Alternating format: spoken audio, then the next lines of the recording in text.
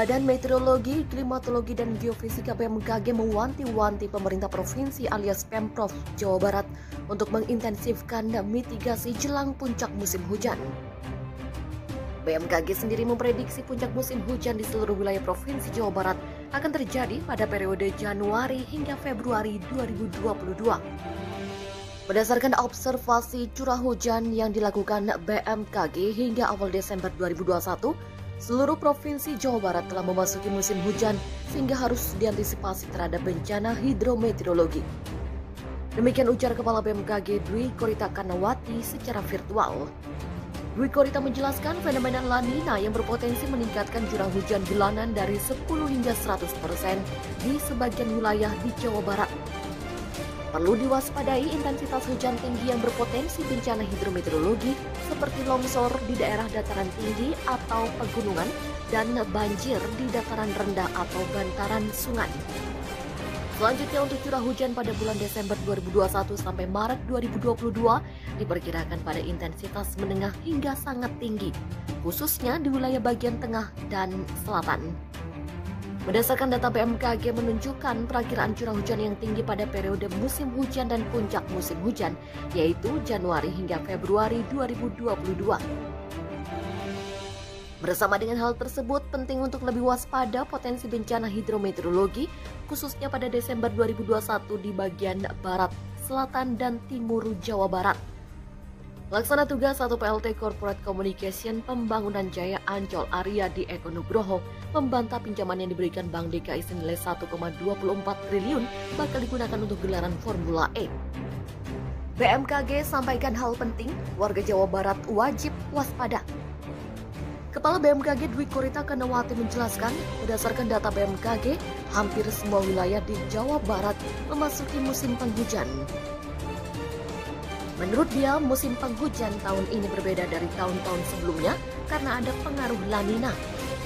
Analisis perkembangan musim hujan di sini bisa dilihat di semua wilayah Jawa Barat. Semuanya memasuki musim hujan. Perlu diperhatikan adanya anomali musim hujan kali ini berbeda dengan 2 tahun lalu dan tahun-tahun sebelumnya.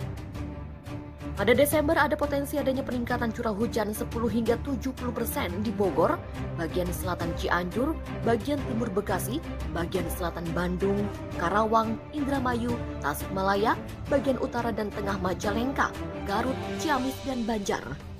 Untuk yang di atas 70% ada di Sukabumi bagian selatan Majalengka, Pangandaran, Kuningan, dan Cirebon. Kemudian pada Januari akan ada peningkatan curah hujan 10-70% di bagian utara Bogor dan Subang, bagian selatan Purwakarta, sebagian Karawang, bagian utara Indramayu, sebagian Bandung, Garut, Ciamis, Kuningan, Cirebon, dan Majalengka. Untuk di atas 70% ada di bagian timur Bandung, bagian utara Sumedang. Sementara pada Februari akan ada peningkatan curah hujan 10 hingga 70% di sebagian besar Bogor, bagian barat Karawang, bagian utara Cianjur, Bandung Barat, Sumedang, sebagian besar Majalengka, bagian timur Indramayu, bagian selatan Cirebon, dan bagian utara Ciamis.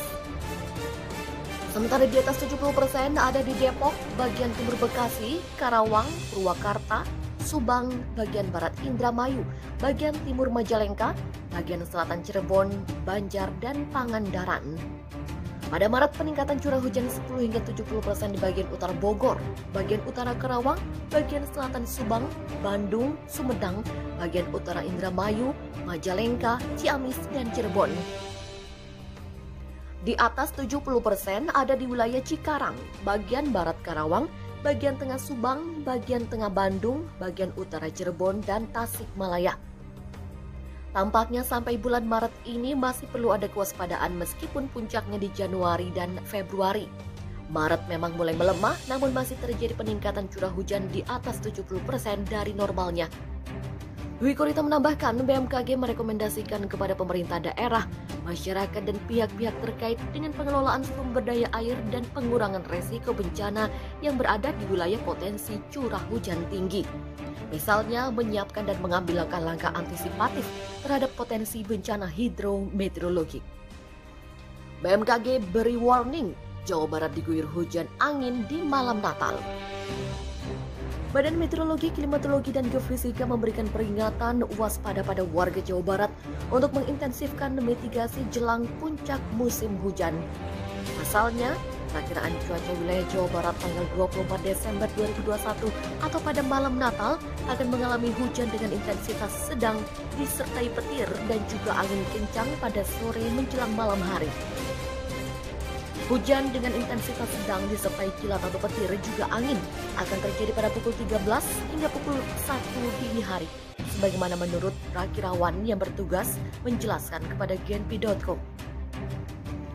Berikut adalah beberapa daerah yang akan mengalami hujan dengan intensitas sedang.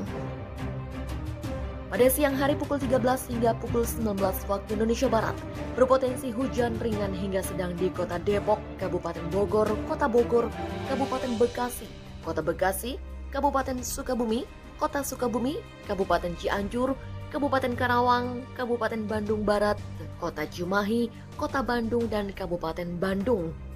Kemudian menyebar hingga daerah Kabupaten Indramayu, Kabupaten Cirebon, Kota Cirebon, Kabupaten Kuningan, Kabupaten Majalengka, Kabupaten Sumedang, Kabupaten Tasikmalaya, Kota Tasikmalaya, Kabupaten Ciamis, Kota Banjar, dan Kabupaten Pangandaran. Sementara malam hari pukul 19 hingga pukul 1 dini hari, berpotensi hujan ringan di Kota Depok, Kabupaten Cirebon, Kota Cirebon, Kabupaten Kuningan, Kabupaten Tasikmalaya, Kota Tasikmalaya, Kabupaten Ciamis, Kota Banjar, dan Kabupaten Pangandaran. Selain itu, beberapa daerah lain terpantau cukup berawan pada dini harinya, pukul 1 dini hari hingga pukul 7 waktu Indonesia Barat di Kabupaten Sukabumi, Kabupaten Cianjur, dan Kabupaten Pangandaran. Adanya hujan dengan intensitas rendah membuat suhu udara di Jawa Barat berada pada titik 19 hingga 30 derajat Celcius. Tak hanya itu, BMKG memberikan peringatan dini waspada potensi hujan yang dapat disertai kilat atau petir dan angin kencang pada siang dan sore hingga malam hari di Kota Depok, Kabupaten Bogor, Kota Bogor, Kabupaten Bekasi, Kota Bekasi, Kabupaten Sukabumi, Kota Sukabumi, dan Kabupaten Cianjur. Kemudian menyebar pada beberapa daerah lainnya, yakni Kabupaten Karawang, Kabupaten Bandung Barat, Kota Cimahi, Kota Bandung, Kabupaten Bandung, Kabupaten Indramayu, Kabupaten Cirebon, Kabupaten Sumedang, Tasikmalaya, Kota Tasikmalaya, Ciamis, Kota Banjar, dan Kabupaten Pangandaran.